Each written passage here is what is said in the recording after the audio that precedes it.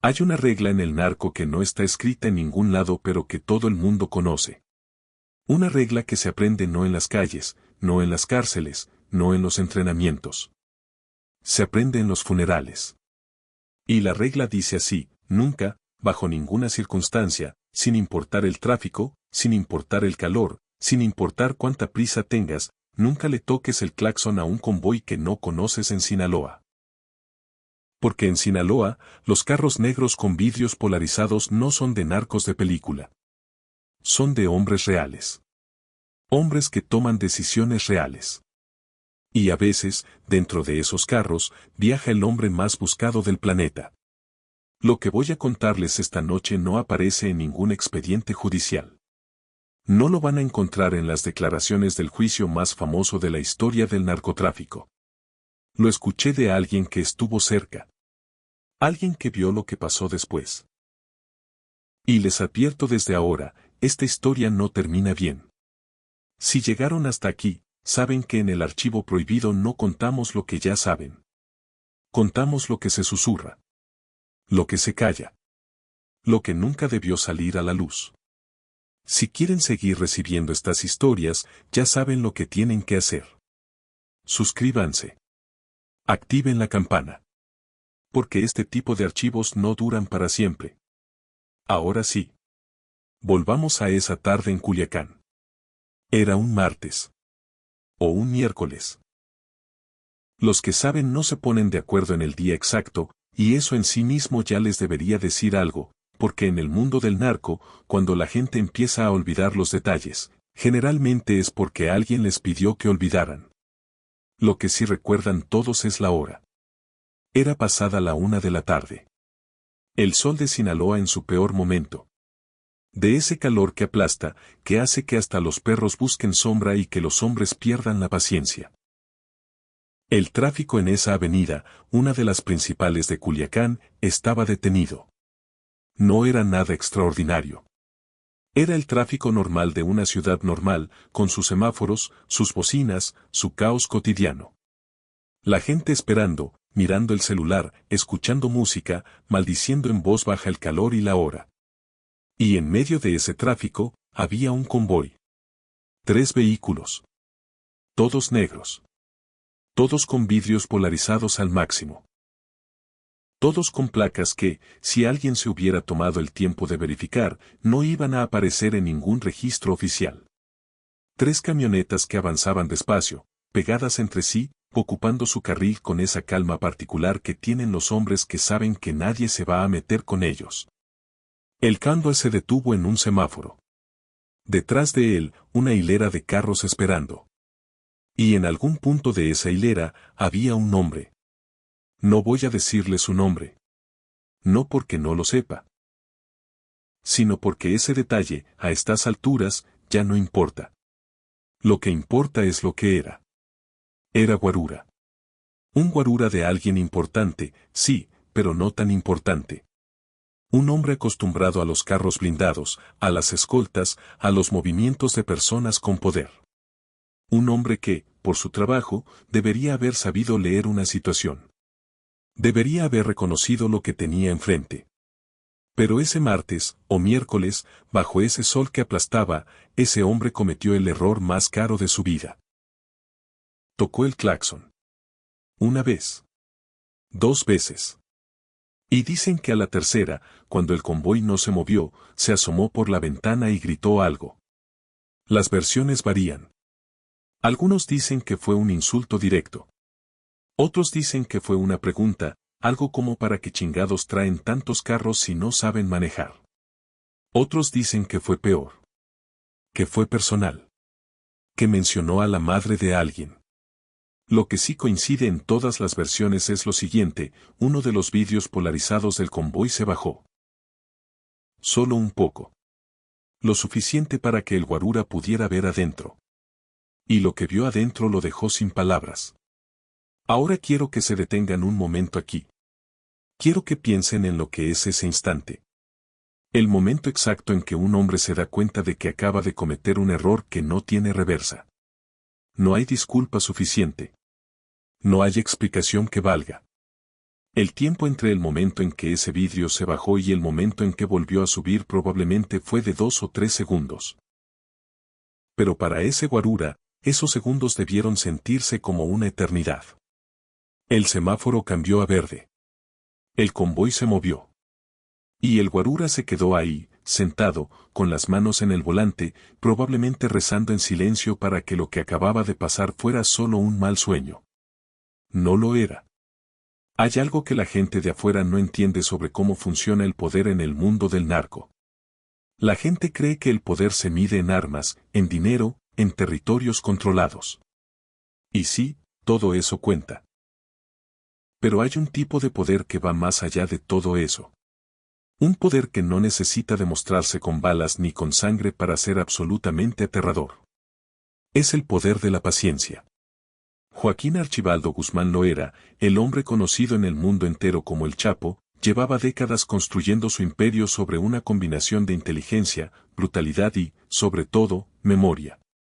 Los que lo conocieron de cerca, los que sobrevivieron para contarlo, siempre dicen lo mismo: Chapo no olvidaba. Nunca. Una deuda podía cobrarse al día siguiente o 10 años después, pero se cobraba. Y esa tarde en el tráfico de Culiacán, alguien le había faltado al respeto enfrente de su gente. Eso, en el código del narco, no es un insulto menor. No es algo que se ignora. Porque si el Chapo ignoraba una falta así, si dejaba pasar que alguien le gritara en la calle sin consecuencia alguna, entonces la pregunta empezaba a circular. Y en ese mundo, las preguntas son más peligrosas que las balas. La pregunta sería: si alguien le puede gritar en la calle y no pasa nada, ¿qué más se puede hacer? El respeto no es un lujo en el narco. Es la estructura sobre la que se sostiene todo lo demás. Pero aquí viene el primer detalle que hace esta historia diferente a lo que probablemente están esperando. Porque lo que pasó después no fue lo que cualquiera asumiría. No fue rápido. No fue inmediato. No fue la reacción explosiva de un hombre con ego herido. Fue algo mucho más calculado. Mucho más frío. Y por eso, mucho más efectivo. El guarura llegó a su casa esa noche. Normal. Cenó. Durmió. Al día siguiente se levantó, fue a trabajar, cumplió con sus obligaciones. Un día pasó. 2 días. Una semana. Y el guarura empezó a pensar, como piensan los hombres cuando el miedo inicial se va disipando con el tiempo, que quizás no había pasado nada. Que quizás el vidrio polarizado se había bajado por otra razón. Que quizás nadie lo había visto bien. Que quizás, con suerte, había sido solo un momento incómodo que se quedaba en la nada. Ese es el momento más peligroso. Cuando el miedo se convierte en esperanza. Porque mientras ese guarura dormía tranquilo, mientras volvía a su rutina, mientras se convencía de que todo estaba bien, alguien estaba trabajando. Alguien había recibido una instrucción. Una instrucción simple, sin detalles innecesarios, sin drama. Solo un nombre y una dirección. Averigüen quién es. No háganle nada todavía. Solo averigüen quién es. Y esa orden, esas 5 palabras, son en realidad la parte más aterradora de esta historia. Porque no es el hombre que explota de rabia el que hay que temer en este mundo. Es el hombre que tiene suficiente control como para decir todavía. Los hombres del Chapo eran buenos en muchas cosas. Pero en lo que eran verdaderamente excepcionales era en recopilar información. En cuestión de días, y en algunos casos de horas, podían saber el nombre completo de una persona, su dirección, su familia, su trabajo, sus deudas, sus vicios, sus miedos. Tenían ojos en todas partes. No porque tuvieran tecnología sofisticada, sino porque tenían algo más poderoso, presencia humana. Gente en los mercados, en los talleres mecánicos, en las gasolineras, en las oficinas de gobierno. Gente que escuchaba, que observaba, que reportaba. En menos de 48 horas, sabían todo lo que necesitaban saber sobre el guarura del tráfico. Y lo que encontraron les dio más información de la que pedían. Porque resulta que el guarura no era un ciudadano anónimo. Era el hombre de seguridad personal de alguien. Alguien con conexiones. Alguien que hacía negocios en Culiacán y que, de alguna manera, había navegado esos negocios sin alinearse completamente con ninguna organización. Un hombre que jugaba en ese espacio gris que existe en las ciudades controladas por el narco, donde si eres suficientemente discreto y suficientemente útil, puedes operar sin declarar lealtades absolutas. Ese espacio gris existe, sí. Pero tiene reglas. Y una de las reglas principales es que tu gente no le grita al hombre más poderoso de la región en medio de un semáforo. Cuando esta información llegó a donde tenía que llegar, la orden cambió. Ya no era solo averigüen quién es. Ahora era que lo traigan. Y aquí es donde la historia da un giro que muy pocos conocen. Porque lo que pasó en las siguientes horas no siguió el guión que todos esperarían. No hubo una persecución dramática. No hubo una balacera.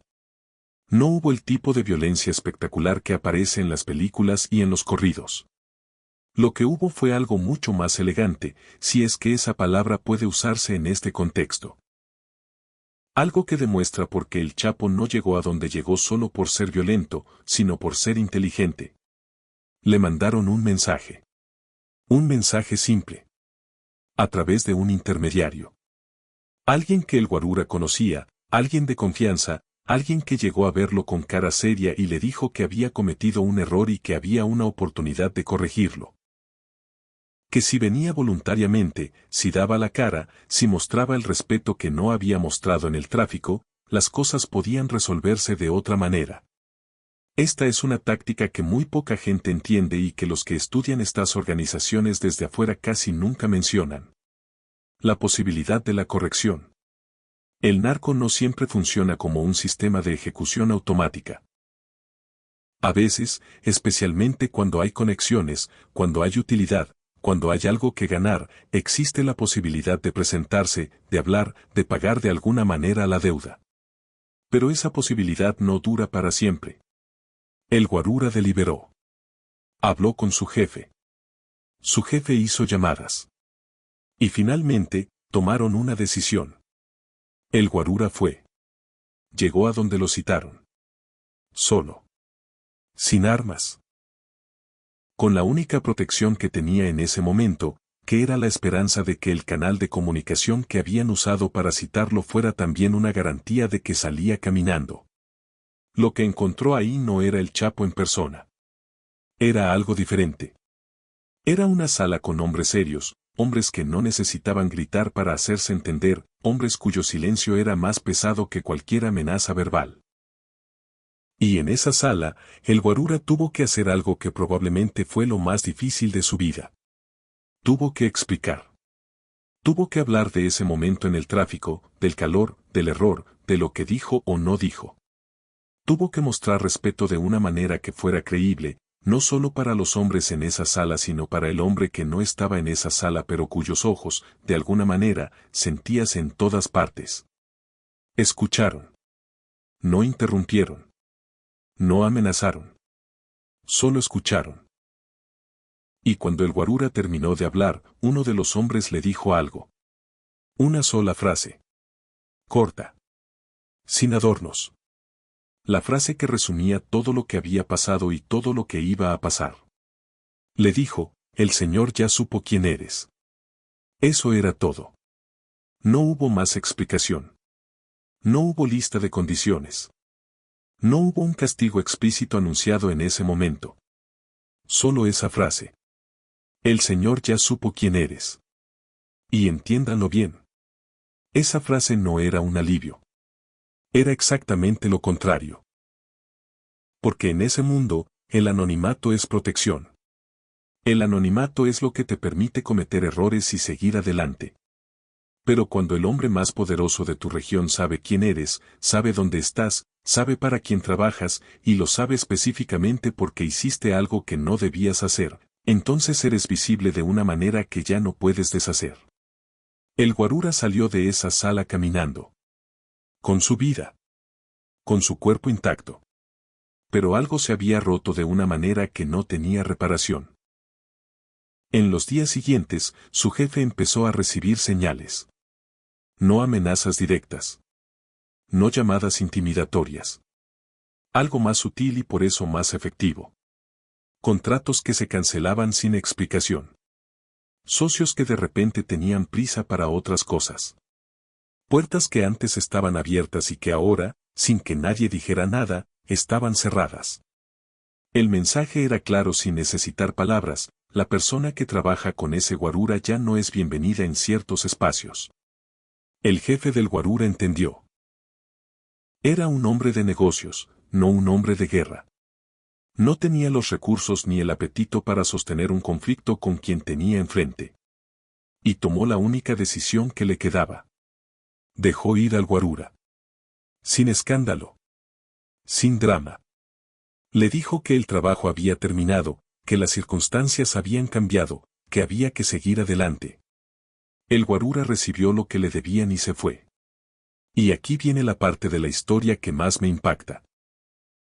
La parte que, cuando me la contaron, me hizo entender algo sobre el poder que los libros de texto nunca te enseñan. El guarura se fue de Culiacán. Se movió. Cambió de ciudad. Encontró trabajo en otro lado. Y por un tiempo, las cosas estuvieron tranquilas. Los meses pasaron. El incidente del tráfico se fue convirtiendo en esa historia que cuentas en voz baja cuando llevas suficientes cervezas, esa historia que empieza con "no van a creer lo que me pasó una vez". Pero la tranquilidad en el narco tiene una característica muy particular. No es permanente. Es una pausa. Aproximadamente 8 meses después del incidente, el guarura estaba en su nueva ciudad, en su nueva vida, y recibió una visita. No eran hombres armados. No eran sicarios con cara de pocos amigos. Era un solo hombre. Bien vestido. Tranquilo. Que se sentó frente a él en una cafetería normal y le entregó un sobre. Dentro del sobre había una fotografía. Era una fotografía de su familia. De su madre. De sus hermanos.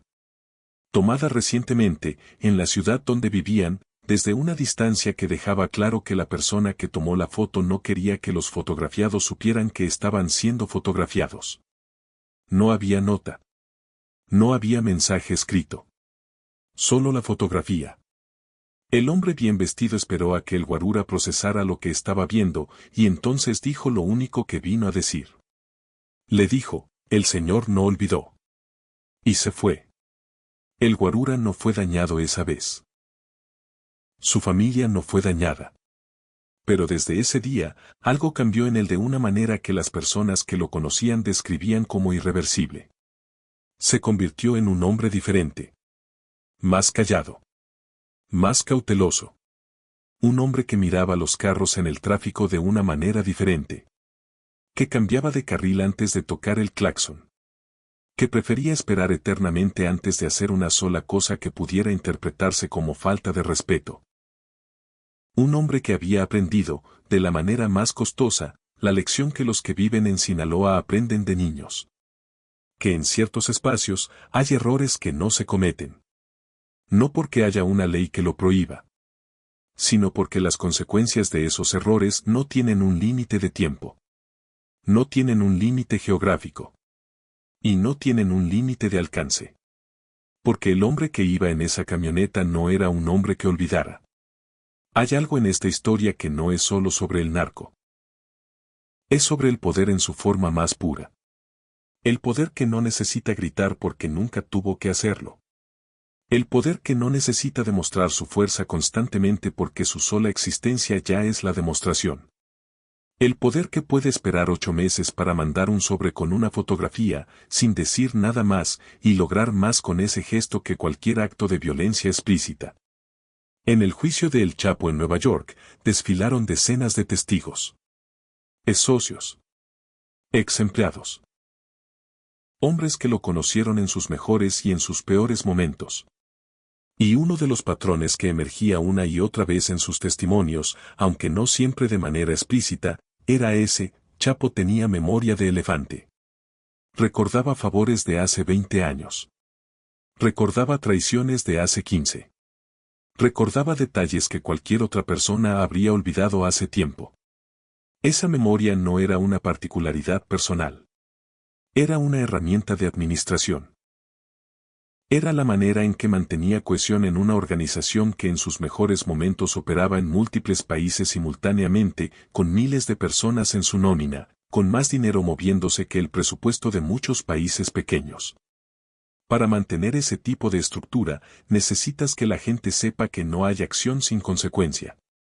Ni los actos de lealtad, que se recompensan. Ni los actos de deslealtad, que se pagan. Y a veces, los actos más pequeños son los que más importa recordar. Porque los grandes errores, las grandes traiciones, esas la gente las cuida naturalmente. Saben que están jugando con fuego. Pero los pequeños errores, los que suceden por imprudencia, por calor, por un momento de frustración en el tráfico, esos son los que más revelan sobre el carácter de una persona. Y los que más revelan sobre el carácter del hombre que responde a ellos. Dicen los que estudiaron su trayectoria de cerca que había una distinción que el Chapo hacía siempre. Una distinción entre los errores que merecían una respuesta inmediata y los que merecían algo más largo. Más paciente. Más pedagógico, si es que esa palabra puede usarse en este contexto. El guarura del tráfico cayó en la segunda categoría. No era un enemigo. No era una amenaza real. Era un hombre que había cometido una imprudencia. Y la respuesta a una imprudencia no requiere sangre. Requiere algo más valioso en términos del mensaje que manda, requiere que el hombre viva. Que viva sabiendo. Que viva cargando ese sobre con esa fotografía en algún cajón o en algún rincón de su memoria. Que cada vez que se siente al volante y vea 3 camionetas negras en el tráfico, recuerde. Porque ese guarura vivo, con esa memoria, con ese miedo específico y permanente, es más útil como mensaje que ese mismo guarura muerto. Los muertos no le cuentan a nadie lo que pasó. Los vivos sí. Y esta historia la estoy contando yo esta noche porque alguien que estuvo cerca de ese hombre, en algún punto entre el sobre con la fotografía y el paso del tiempo, decidió que valía la pena que existiera en algún archivo. No como advertencia formal. No como lección oficial. Sino como lo que siempre han sido las mejores historias del narco, un susurro que viaja de boca en boca hasta que ya nadie recuerda bien quién lo dijo primero, pero todo el mundo reconoce la verdad que carga.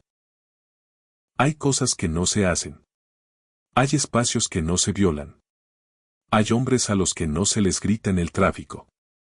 No porque sean intocables en el sentido sobrenatural de la palabra, sino porque tienen algo que muy pocos hombres en el mundo tienen en igual medida, el tiempo, los recursos y la voluntad para recordar. Y en el narco, como en la vida, ser recordado por las razones equivocadas es la peor condena que existe. El guarura sigue vivo. O eso dicen. Nadie sabe exactamente dónde está ahora. Cambió de ciudad más de una vez. Cambió de trabajo. Cambió de número. Dicen que cambió hasta de nombre en algún momento, aunque eso no se puede confirmar. Lo que sí se sabe es que cada vez que alguien le cuenta esta historia, cada vez que en alguna cantina de alguna ciudad alguien empieza a hablar de ese martes o miércoles en el tráfico de Culiacán, hay personas que escuchan en silencio y al final dicen lo mismo. Dicen, ese cuate aprendió caro. Y nadie en la mesa los contradice. Porque en el mundo donde esta historia sucedió, la lección más cara es siempre la que más se recuerda. Y la que más se recuerda es la que más vale la pena contar.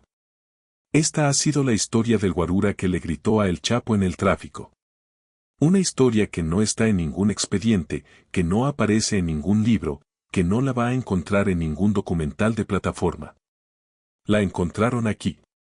En el archivo prohibido. Donde guardamos lo que otros no se atreven a decir. Si llegaron hasta el final de esta historia, saben que esto es solo una de las muchas que existen en este archivo. Historias que se susurran. Historias que se callan. Historias que, si no las guardamos aquí, desaparecen para siempre. Ya saben lo que tienen que hacer para que sigan llegando. Hasta la próxima. Si te gusta nuestro contenido, no olvides suscribirte a nuestro canal y dejar tu me gusta para seguir apoyándonos. Activa la campanita para no perderte ninguno de nuestros videos. Gracias por acompañarnos.